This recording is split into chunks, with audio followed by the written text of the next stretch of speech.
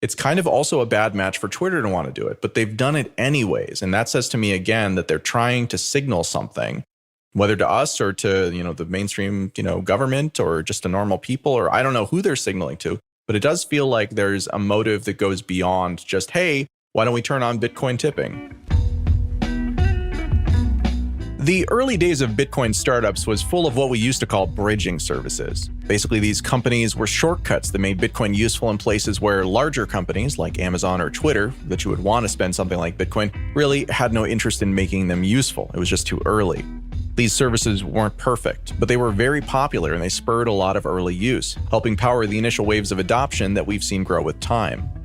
Last week, Twitter announced that it was officially integrating Bitcoin Lightning payments for some users and Bitcoin addresses within your Twitter profile for everyone, although I was not actually able to find that in my profile.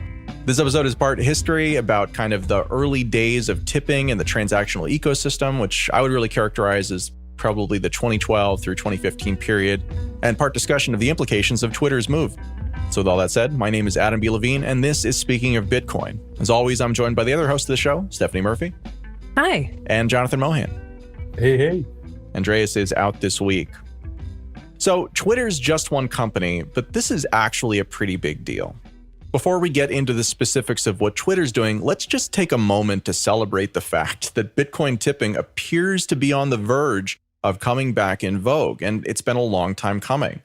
The Lightning Network has long promised to bring kind of transactional ease of the kind that you see with, non-Bitcoin systems. It's funny to think about alternative cryptocurrencies as non-Bitcoin systems when, of course, we're talking about this really not just in comparison to other cryptocurrencies, but in comparison to the broader financial system, where the reason why you can't do microtransactions is because there are flat fees that basically make it so that in percentage terms, sending $1 to somebody has best case scenario, a 30% transaction fee associated with it, just from the kind of minimums on like card payments and stuff like that. But again, like early on in the Bitcoin life cycle and early on in the life cycle of this show, tipping was really, really, really important. The first talk that I ever gave at a cryptocurrency conference was in the spring of 2013, right after we had started the show. And that talk was entitled, YouTube is Broken, How Bitcoin Tipping is Going to Change Everything, or something like that. I don't exactly remember what it was called, but it was like a big deal and it powered the show for the first couple of years. And then as time went on, it kind of started to fade out. So let's kind of talk about that for a second. Stephanie, what was the first kind of instance that you saw of Bitcoin tipping, and what was kind of your read of the early ecosystem?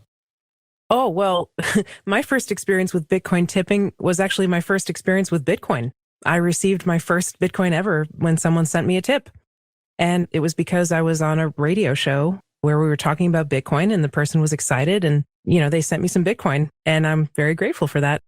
And it felt really good. It was like, wow, someone just recognized me. And then this thing just popped up and, I had to create a wallet before that, but I was sort of creating a wallet and putting it out there that I would like to receive some. And I did. And it felt really good. So yeah, tipping was really important to me. And that was before we even started the show. So I think maybe it was even 2012 or something like that. Yeah. This was like real early days. And at that time, the people that I knew from my career in radio were tipping each other without the need for these bridging services. They were just literally creating an address, pasting it somewhere in their social media or whatever, and sending each other Bitcoin. And some people even made these vanity addresses so you knew it was theirs or something. And, that's bad practice to reuse an address, but it was something that some people like to do. So, yeah, I think that this is popular because it feels so good. And this also reminds me of Doge, like in the beginning of Doge. They were really building a community and promoting their coin by, making it about tipping and about giving to charity. And it also didn't hurt that they had the cute dog and everything in the language and that kind of thing. But tipping is like great marketing because you spread it to one person and then they get excited about it because it feels so good. And then they spread it to other people. I was immediately starting to tip other people and it wasn't really passing money around in a circle because it was like, I was telling people, okay, if you make a wallet, I'll send you a little bit of Bitcoin to get started. And I did that with people for years after that, just to kind of spread the word about Bitcoin. And who knows how many people that reached, now 10 years later or something, right? I think you're totally right on there as far as like, it just feels good to tip. It feels good to tip and it feels good to receive a tip. Yeah, exactly. Just the easy, carefree nature of it, I really think adds a lot. Now to Dogecoin for a second, tipping was part of Dogecoin's culture, and it was part of early Bitcoin culture too. And it was part of these things because it didn't really matter, right? Like at the time that we were doing a lot of this stuff, nobody really was here because of the money. And especially for Dogecoin, like Bitcoin, you saw the price start to go up to $1,000, right? And that was like a lot of money. And then suddenly it was a little bit more about the money. But Dogecoin, that didn't really happen until this year. But, even when Bitcoin was running up to, I think the first one was like 130, and then it was 450, and then it was 1,000. During those run-ups, people were still tipping. Like I remember our show was getting tips. I was getting tips. They were still tipping. They were just, instead of sending a whole Bitcoin or half a Bitcoin like they did when it was worth $6, they were sending 0.1 or 0.01 or something like that.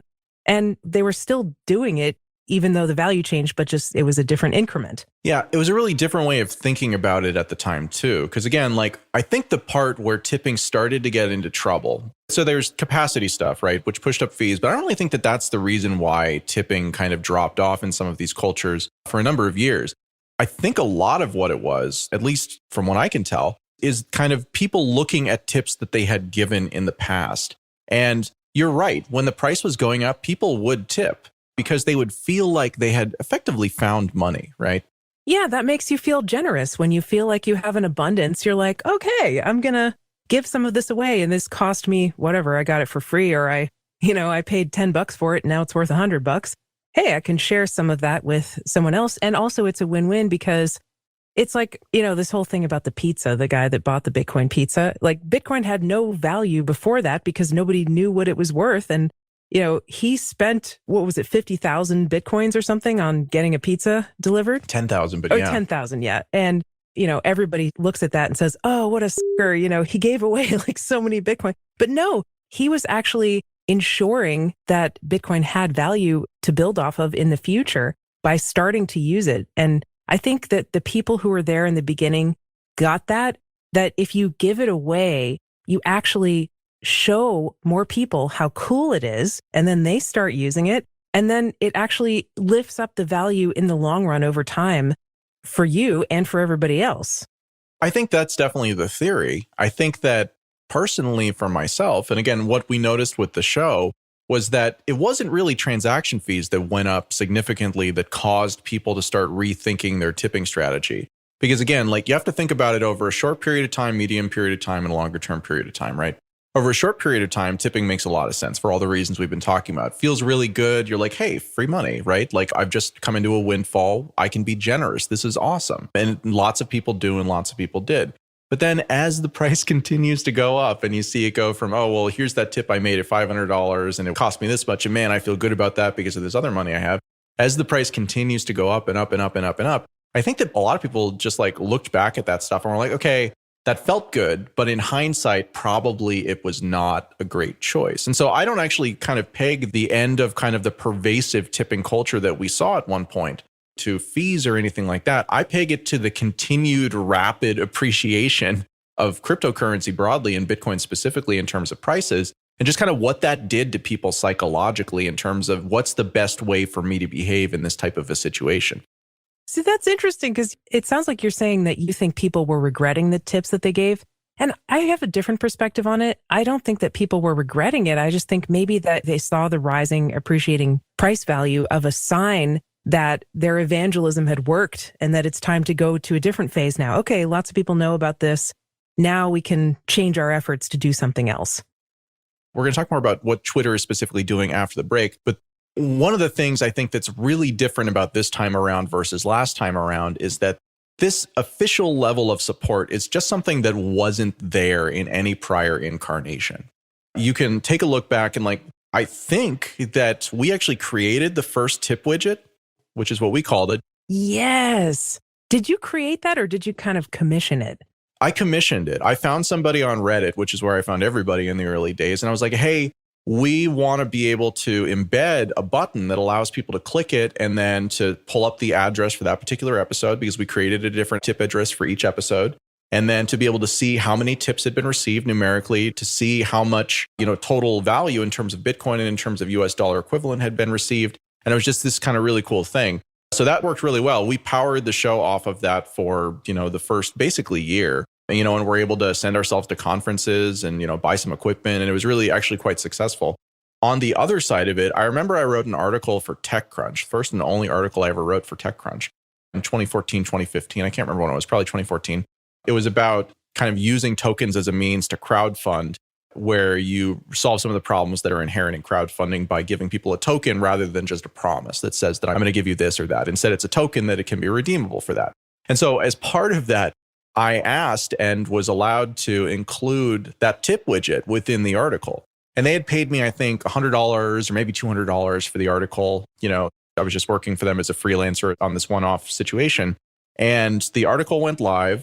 And pretty much immediately, I received, somewhere in the range of $400 or $500 worth of tips. And I was like, wow, that was really successful. I'm going to put this in every article I do from now on. And an editor at TechCrunch, who had not been involved with the process to that point, noticed that this thing was there. And they're like, what the hell is this? So that was the last time I worked with TechCrunch, and they didn't pull the article, but they did pull the tip widget out of it. And we're just very unhappy about that because it kind of changes the power dynamic in terms of who is actually paying you? Is it the publication that you're writing for that's paying you, or is it the people who are tipping you that are paying you? And there were concerns that the appearance was that I was being rewarded by people for advocating this particular point of view. And so I thought that was very interesting as well. That is interesting because now, we've seen absolutely an explosion in this whole subscriber financed content kind of thing where people are creating content, videos, articles, all kinds of stuff. And then they're getting subscribers on.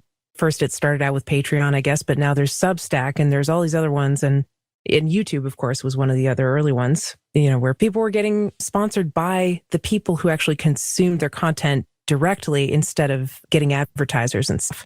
I also think the TechCrunch journalists were correct that no one should ever reward a editor or a journalist or an op-ed column for a particular point of view that resonates with them. I think the thought of people following people on the basis of appreciating their viewpoint is anathema to good journalism and should be avoided at all costs. Thank you for that, So Jonathan. do you support people that you disagree with, Jonathan? No, isn't that literally what writing for a publication is? And then you get your column, and a column is literally the acknowledgement that you generate enough interest with your particular point of view that your users are financially rewarding you by listening to your advertisements. I don't understand what their conflict was. I just think they were Luddites about it. Well, it's a gatekeeper question, right? Sure. So the Luddite part of it, I totally agree with you there. This was super new, right? And I had been working with an editor there, but I wasn't working with the managing editor or the editor who was in charge or that editor's boss, right? It seemed like that's what happened is that, I snuck it through by working with an editor who was just like, hey, this sounds cool, let's do it. And then as it got to the higher ups, it became a little bit problematic. But I mean, I think that it really does come down to power dynamics though, right? Which is that if you are being paid directly by the audience, then that presents the conflict that they want to avoid because it means that you're not really working for them. And I wasn't. I mean, I didn't really feel like I was. I felt like I was writing this thing that I was going to write either way. And it would be really cool to put it in TechCrunch because I really like TechCrunch. But ultimately, by putting the tip widget in there, I was making it so that people could just kind of pay me directly. So anyways, so tipping is really kind of this interesting, nuanced thing that's part social signaling and also part allowing for kind of direct incentivization of the things that you want in a way that's much more tangible than traditionally we've had in the world of journalism or really most parts of the world for that matter, and kind of allowing this direct connection. And that's the part that's always been so cool about it is that, Bitcoin is a system that works like the internet, but it is a separate system from the internet. And so it allows you to do these things in a direct way that you really couldn't do with just kind of traditional infrastructure. That reminds me of WikiLeaks. That was the classic prototypical example of if you want to support them, but you couldn't do it with the traditional credit card processors or PayPal because they cut them off. And so, yeah, that's user-supported content right there. Adam, I have a couple questions for you. Yeah. One is, before you had to take down this tip widget, do you remember if you made more money in tips or from the pay that you got for writing this article? Yeah, I distinctly remember that. It was almost immediately more money from tips. Ah, that's very interesting. That's what I think the problem was. I think they saw that and they were like, okay, Yeah. This is weird. Let's just pull it. Yeah, but good for you because you found the way to make money doing this, which is what incentivizes people to keep creating content. So, I mean, good for you. Again, I found a way to do it. For better or worse, I'm just crazy experimental about all of the stuff that I do. And so I have a tendency to bring that into whatever organization I'm working with on any given project. And again, it just wasn't that great a fit for TechCrunch, but I did feel like it was a success even with that. I agree. I think you were punished for innovating. But anyway, and the second question is, why did you say that YouTube is broken? I like the headline there, but I want you to pay the tease. Like, what was the thesis of your talk that you were talking about? Oh man, it's been so long and so much has changed. One of the things that came out of one of the very early conferences that we attended, I believe it was that first one that we all spoke at in San Jose in 2013, spring of, was this couple who went there and filmed basically the entire thing. And we encouraged them to, first off, to put up the videos as quickly as possible, which they took a decently long time to do. And secondly, to embed a Bitcoin address into each of the videos in the form of a QR code. And the idea is that they were moving really slowly on it because they frankly didn't have any money and they were just kind of trying to grind through it themselves. And you go to a conference and, like a conference, that has multiple stages, that goes on for a couple of days, like there's a lot of content that comes out of that. And so what we encouraged them to do was to put this tip address on. I looked at that tip address maybe 6 months ago, and they wound up receiving a whole bunch of Bitcoin. And at the time, the Bitcoin was not worth that much. But they received like a lot. And just insofar as like doing work that was ostensibly free, but which people found valuable, that method allowed them to collect a lot more money than they would have been able to collect relative to the number of plays that they had. And that was basically my thesis, is that if we're involving YouTube, if we're involving sponsors and advertisers and all of these other things, then there's a lot of people in there who are either going to try to spend as little money as possible or are going to take a fairly large portion of the money in terms of YouTube. And so the amount of money that you can earn from something that's important, but important to a smaller group of people, especially which was true in the early days of Bitcoin, that was just such a better multiplier on taking even very, very small tips. And then the other thing that I did is I believe I projected out the price increases. And I don't even remember what my base assumption was. But basically, you could have a very modest rate of increase on the value of the tips that you get. And those tips could become incredibly valuable. And that was something that we repeated over and over again during the early days. Now, the part of our strategy that wasn't quite so great is that we wound up spending almost all of the Bitcoin that we actually pulled in, both from sponsors and from tips. By nature of like the purpose of having Bitcoin was to then spend the Bitcoin as Bitcoin to further create the initial Bitcoin economy, right? When this whole idea that Bitcoin is money was the dominant narrative in the space for a good long time. As time went on, that narrative has gone away, and it's less Bitcoin is money and it's more Bitcoin is gold now. But again, I think that the next part of this that we're going to talk about is going to kind of bring some of that back around. As the Lightning Network comes up, a lot of the things that have been frictiony, they kind of start to go away. Now, you still have all the tax implications. There's still lots of complexity about it, so it doesn't solve any of that. But after the break, we'll be back and we'll talk about what's going on with Twitter and how we may be seeing the start of new renaissance when it comes to Bitcoin tipping. Hey listeners, this episode of Speaking of Bitcoin is brought to you in part by EasyDNS.com. EasyDNS and its CEO Mark Jeftovic have been a friend of the show since virtually the beginning and are the sponsors of more episodes than anyone. Just like us, their interest isn't in making money. It's about helping grow these revolutionary ideas, offering more and better choices to real people, while empowering free, very much legal speech, even as that's become increasingly unpopular. They offer domain registration, DNS, and email backend service, along with anything else you might need to manage your little part of the internet. They've provided services to and stood up for outfits like WikiLeaks, even in moments when that was most difficult, and have been extremely responsive whenever we've run into problems of our own, as of course we use them too. Typically, sponsorships of this show are just that, sponsorships, not endorsements. But in the case of EasyDNS, I am willing to put my personal reputation on the line, unsolicited, and strongly suggest that if you're looking for more from your DNS provider, I strongly recommend EasyDNS.com. So check them out, and you can use the coupon code SpeakingOfBTC, that's all one word, SpeakingOfBTC, to get 50% off your initial purchase. That's EasyDNS.com, and thank you very much for listening.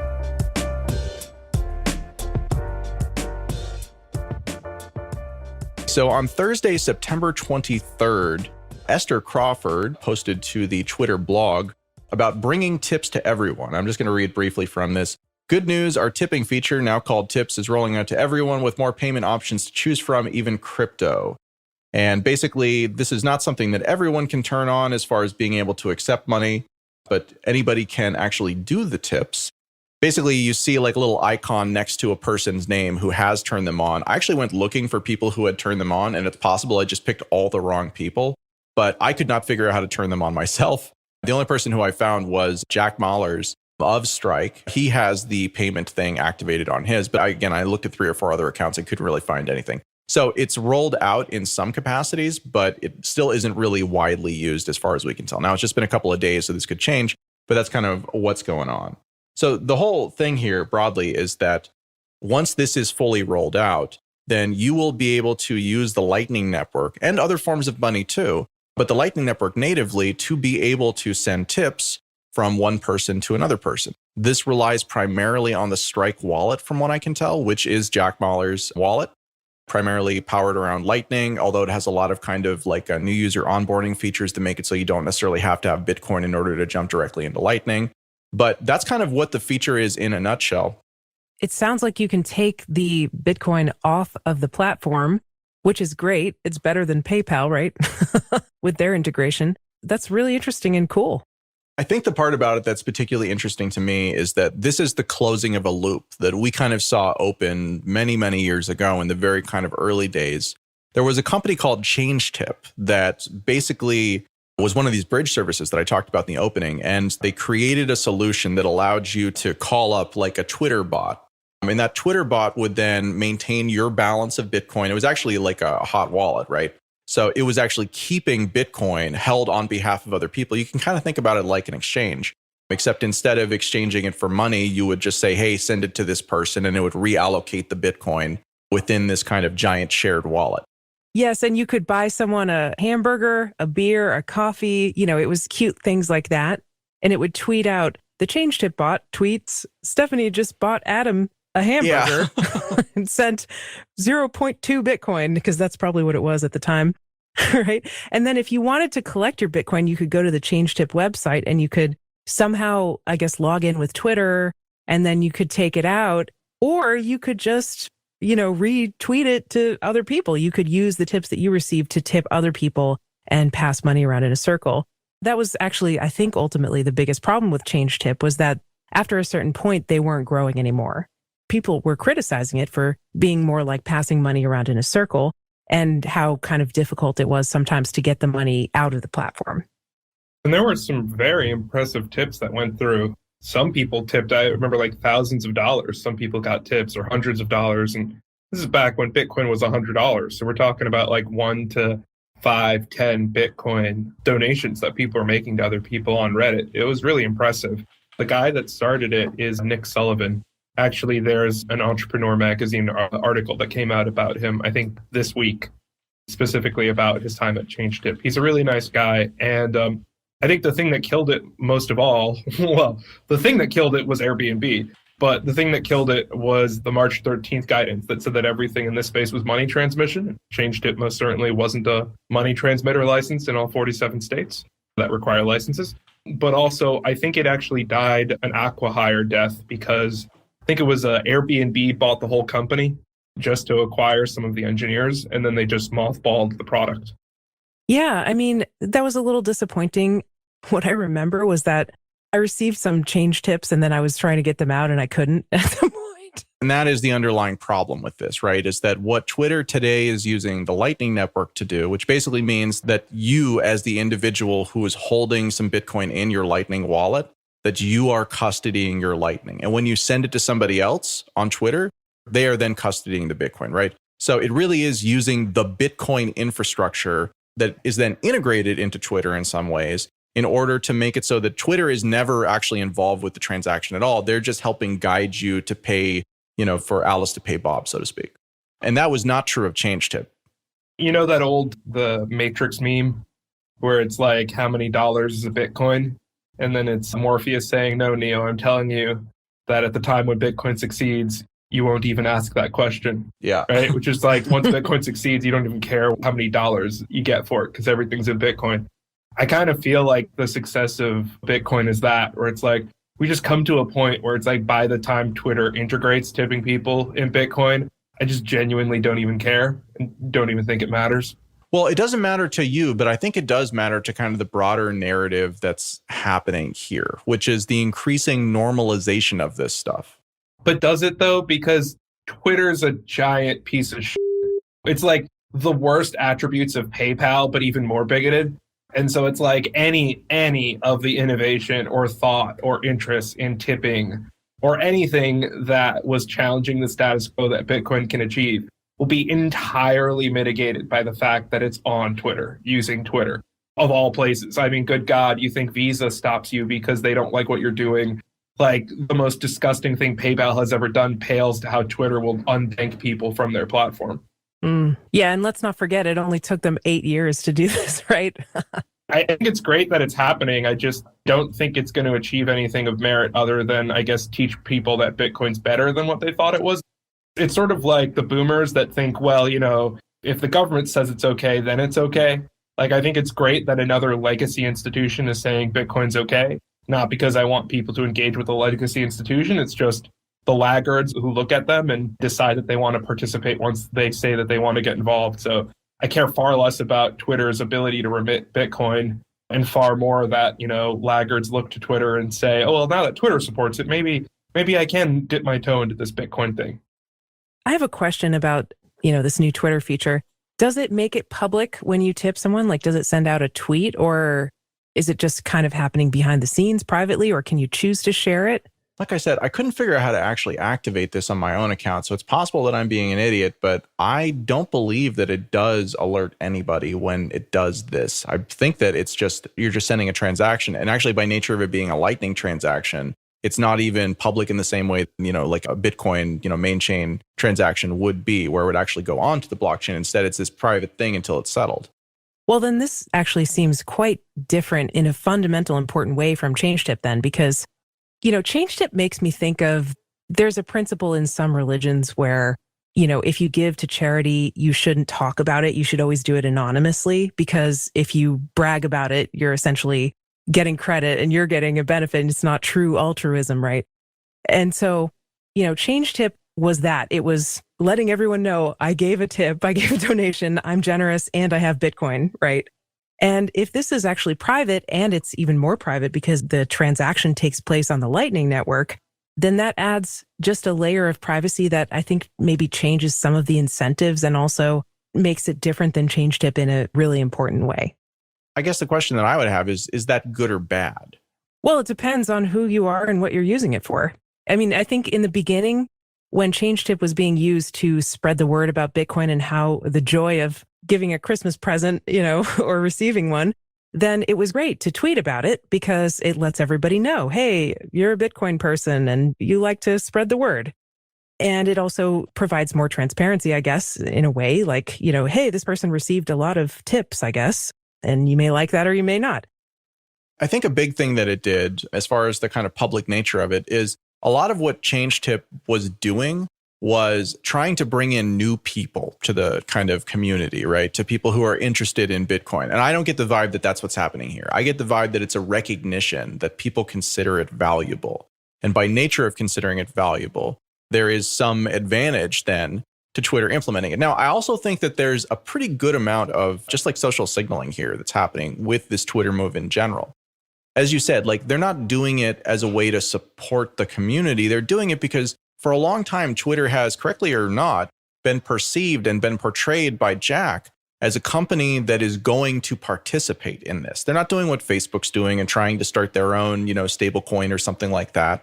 They're just saying, hey, this is a thing.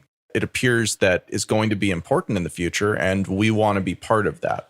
And that's also interesting to me. So I kind of feel like this is a relatively low lift thing for them to do, right? It really requires nothing from them outside of some front end development and a couple of integrations of APIs or something like that, right? So it's pretty straightforward as far as a task goes, but it sends a big message. And that message is that we're not doing what Facebook did. We are fast movers in this stuff. And again, like, not fast compared to us or the people who we typically care about, but compared to companies of this size and relative importance to culture, it actually is still a pretty early mover. You know, I remember for a long time, we were like, hey, when is Amazon going to accept this stuff? And it was always a kind of a bad match for Amazon to want to accept a form of currency like this. it's kind of also a bad match for Twitter to want to do it, but they've done it anyways. And that says to me again that they're trying to signal something, whether to us or to, the mainstream, government or just to normal people, or I don't know who they're signaling to, but it does feel like there's a motive that goes beyond just, hey, why don't we turn on Bitcoin tipping? Maybe it's tracking people or gathering some kind of data from it. I mean, that's the motivation of social media companies for everything else, is just gathering data on their users and selling it or whatever. Yeah, that's totally plausible. So I would assume that that's, going on. So, I mean, where does this fit into kind of the broader narrative of things? Because I think I've already laid my cards on the table. To me, this is just like all the central bank digital currency stuff. It's just like, the corporations starting to, look at this stuff as a treasury asset.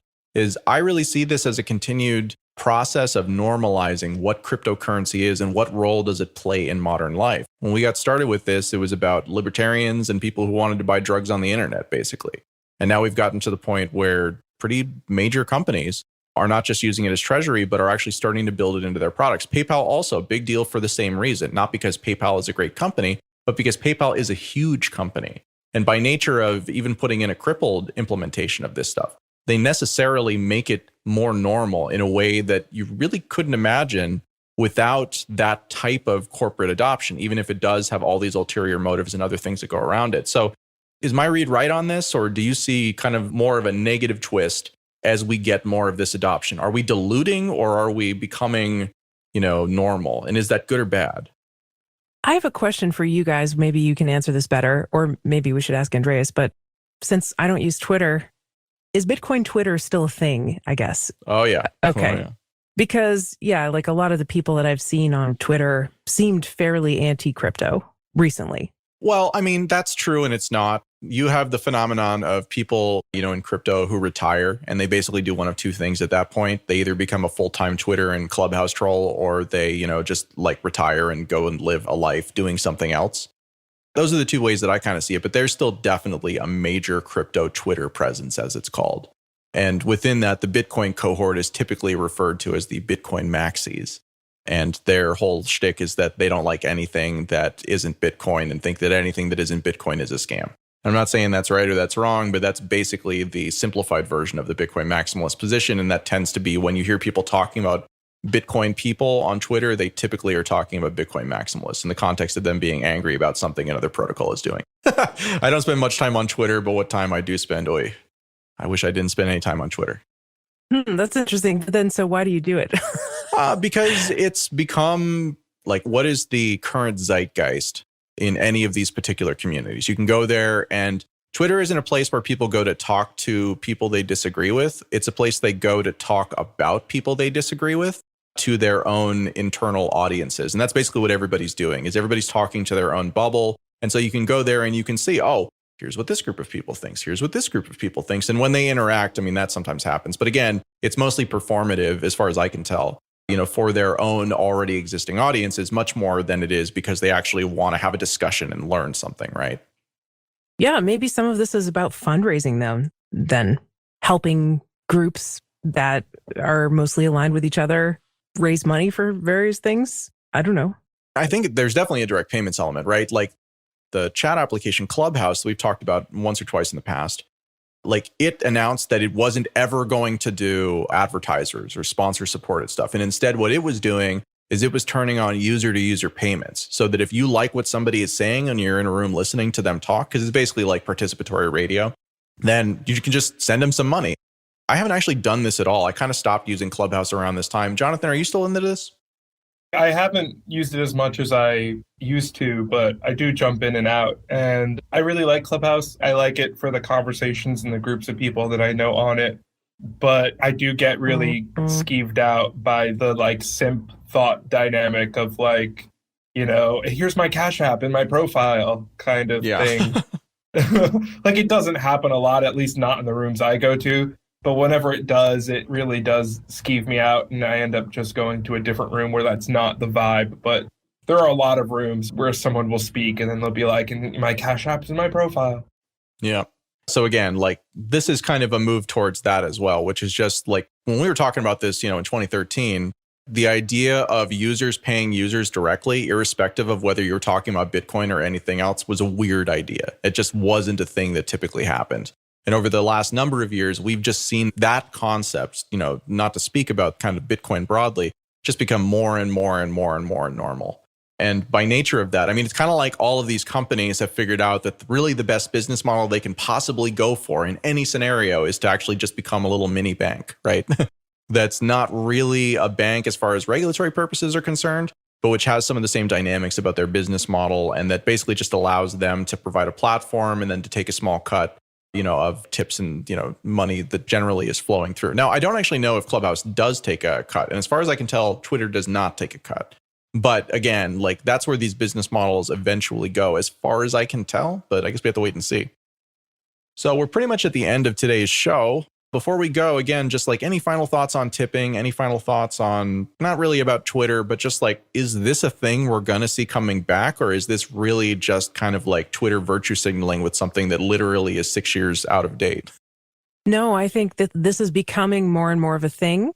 And Adam, when you started trying to do this in 2013 and you said YouTube is broken, you were just ahead of the time. Yeah, well, so what else is there? You were just a little bit ahead of time. And now it's really coming to pass, especially when we're seeing, more and more content moderation, filtering, and censorship on the larger platforms. And when that happens, people just go to platforms that are more free if they have something controversial to say, and then they try to get their subscribers to support them directly.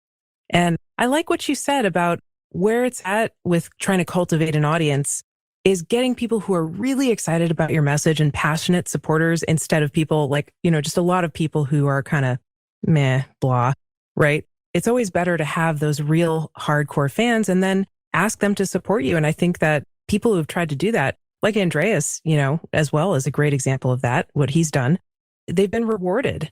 And so Bitcoin is one avenue, or other cryptocurrencies is one avenue for direct kind of democratic, I guess, content producer support. And I think it's here to stay, especially as we see more content moderation and censorship on the big platforms. I mean, it's cool that Twitter's going to start supporting Bitcoin and Bitcoin transactions, but they have no credit in the thought that they would ever be a part of the solution and not a part of the problem. And I think that the more they involve themselves with deeper and more complex components of society is to more intertwine themselves with becoming a deeper part of the problem and not a part of the solution. And I'm highly skeptical that anything they do in Bitcoin will lead towards a better outcome for the community, the protocol, or humanity at large, rather than sort of what they're up to these days already. I can't wait for Twitter to start blocking lightning relays on the basis of deplatforming for problematic tweets, and they establish a social graph of how to route your payments on the basis of who you should disassociate with because of their problematic tweets. Yeah, I could see that happening. All I'm saying is I think it's great that Twitter is integrating Bitcoin, and I can't wait for when they route all this information into your social credit score that'll determine whether or not you get to go outside or have a job. Okay, folks. That is all the time we have for this episode of Speaking of Bitcoin. Got to cut you off, Jonathan. No, I'm just kidding. Today's show featured Stephanie Murphy, Jonathan Mohan, and Adam B. Levine, with editing by Jonas. This episode featured music from Jared Rubens and Gertie Beats. You can send me an email at adam@speakingofbitcoin.show. And until next time, thanks for listening.